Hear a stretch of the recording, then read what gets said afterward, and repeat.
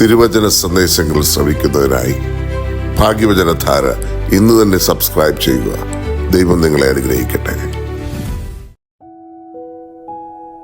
ത്രിയേക ദൈവത്തിന് സ്തുതി. ഏവർക്കും യേശുക്രിസ്തുവിന്റെ ധന്യനാമത്തിൽ എന്റെ സ്നേഹവന്ദനം.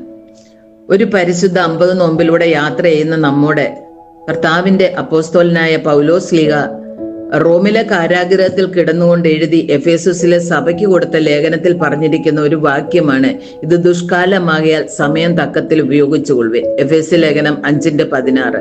നമ്മൾക്ക് ലഭിച്ചിരിക്കുന്ന എല്ലാ സമയങ്ങളും യഥായോഗ്യം പ്രയോജനപ്പെടുത്തുക, എന്തെന്നാൽ ഇത് ദുഷ്കാലമാണ്. ഇന്ന് ഈ ഉപദേശത്തിന് പ്രസക്തി ഏറെയാണ്. ജീവിതത്തിന്റെ സങ്കീർണത വർദ്ധിച്ചിരിക്കുന്നു. എവിടെയും ആർക്കും തിരക്കാർന്ന ജീവിത രീതി, ഒന്നിനും സാവകാശം ലഭിക്കാത്ത സ്ഥിതിവിശേഷം, പല കാര്യങ്ങൾക്കും വീഴ്ച വരുത്തുകയും പരാജയപ്പെടുകയും ചെയ്യുന്നവർ പറയുന്ന ഒരു ഉപശാന്തി ഒന്നിനും സമയം കിട്ടുന്നില്ല എന്നതാണ്. ഭൂമിയിലുള്ള വിജയികൾക്കും പരാജിതർക്കും കിട്ടുന്നത് 24 മണിക്കൂർ മാത്രമാണ്. നമുക്ക് കിട്ടിയിരിക്കുന്ന സമയത്തെ എങ്ങനെ വിനിയോഗിക്കുന്നു എന്നതിനെ ആശ്രയിച്ചാണ് വിജയ പരാജയങ്ങൾ സ്വായത്തമാക്കുന്നത്. ലോകത്തെ ഏറ്റവും അധികം സ്വാധീനിച്ച വ്യക്തി പ്രശാന്തമായ ഹൃദയമുള്ള ആളാണ്. സമയം എന്നത് അമൂല്യമായ അവസരമാണ്. അത് നഷ്ടപ്പെടുത്തുന്നവൻ തനിക്ക് തന്നെയും സമൂഹത്തിനും നഷ്ടം വരുത്തുന്നു എന്നുള്ള ബോധ്യം ഉണ്ടാകണം. സഭാപ്രസംഗി 3:1 പറയുന്നത്, എല്ലാറ്റിനും ഒരു സമയമുണ്ട്. ആകാശത്തിന് കീഴിലുള്ള ഓരോ കാര്യത്തിനും ഓരോ കാലമുണ്ട്. ആ സമയം കൈകെട്ടിക്കിടന്ന് ഉറങ്ങി ചിലവഴിക്കുന്നവരെ കുറിച്ച് സദൃശവാക്യം 6-ാം അധ്യായം 9-10 വാക്യങ്ങളിൽ പറയുന്നത്, കുറെ കൂടെ ഉറക്കം, കുറെ കൂടെ മയക്കം, കുറെ കൂടെ കൈകെട്ടിക്കിടപ്പ്. ഇങ്ങനെ നിന്റെ ദാരിദ്ര്യം വഴിയാത്രക്കാരനെ പോലെയും നിന്റെ ബുദ്ധിമുട്ട് ആയുധപാണിയെ പോലെയും വരുമെന്നാണ്. സമയം എങ്ങനെ ക്രമപ്പെടുത്തണമെന്ന് അറിഞ്ഞിരിക്കണം. അത്യാവശ്യം ചെയ്യേണ്ട കാര്യങ്ങൾക്ക് മുൻതൂക്കം കൊടുക്കണം.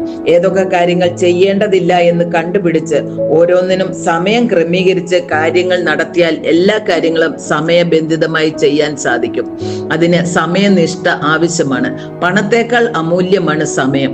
പണം നഷ്ടമായാൽ അധ്വാനം കൊണ്ട് വീണ്ടെടുക്കാം. സമയം പോയാൽ പോയത് തന്നെ. പറന്നുപോയ കിളിയെ പക്ഷെ വീണ്ടും പിടിച്ചിടാം. കാലമോ പോകുവിൽ പോയി കരുതി ജോലി ചെയ്യുക എന്ന പഴമൊഴി നമ്മെ ഓർമ്മപ്പെടുത്തുന്നു. അന്നന്ന് ചെയ്യേണ്ടത് അന്നന്ന് തന്നെ ചെയ്താൽ നാളെ അത് കൂടുതൽ ഭാരമാവില്ല.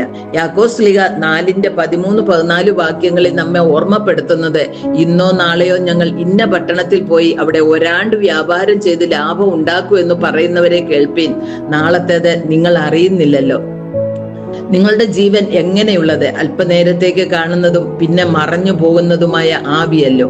ദൈവത്തിന് ഇഷ്ടമുണ്ടെങ്കിൽ ഞങ്ങൾ ജീവിച്ചിരുന്ന് ഇന്നത് ചെയ്യും എന്നല്ലയോ പറയേണ്ടത്.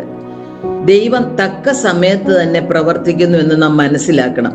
മണവാളൻ വരുമ്പോൾ പാത്രത്തിലും വിളക്കിലും എണ്ണ കരുതിയിട്ടുള്ളവർക്ക് മാത്രമേ മണവറയിൽ പ്രവേശിക്കുവാൻ സാധിക്കുകയുള്ളൂ.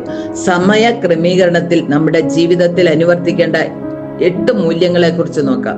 1. ബുദ്ധിപൂർവം സമയം വിനിയോഗിക്കുക. 2. നാം ചെയ്യേണ്ടെന്ന ജോലിയെ വിലയിരുത്തി നമുക്കും മറ്റുള്ളവർക്കും പ്രയോജനപ്പെടുത്തുക.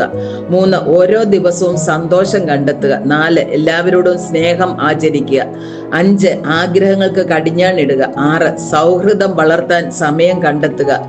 7. ദുഃഖത്തെ ഭയപ്പെടാതെ അത് നമ്മുടെ ജീവിതത്തെ സ്ഫുടം ചെയ്യുമെന്നുള്ള ബോധ്യത്തോടുകൂടെ അതിനെ സ്നേഹിക്കുക. 8. വിശ്വാസം മുറുകെ പിടിക്കുക. ദൈവത്തിന്റെ ആർദ്ര സ്നേഹത്തിലുള്ള അചഞ്ചലവും സുദൃഢവുമായ വിശ്വാസം ബലപ്പെടുത്തി നിത്യതയെക്കുറിച്ചുള്ള ചിന്ത ഈ ലോക ജീവിതം ഫലപ്രദമായും അർത്ഥപൂർണമായും ജീവിക്കാൻ കഴിയും. ഇങ്ങനെ പ്രവർത്തിക്കുന്ന വ്യക്തികളോട് അല്പത്തിൽ വിശ്വസ്തനെ നിന്നെ അധികത്തിന് വിചാരകനാക്കുമെന്ന് കർത്താവ് പറയുന്നു. ഇങ്ങനെ സമയത്തിന്റെ നല്ല കാര്യവിചാരകരായിരിക്കാൻ ദൈവം നമുക്ക് ഓരോരുത്തർക്കും സംഗതിയാക്കട്ടെ എന്ന് പ്രാർത്ഥിക്കുന്നു. ദൈവം നമ്മെ എല്ലാവരെയും അനുഗ്രഹിക്കട്ടെ.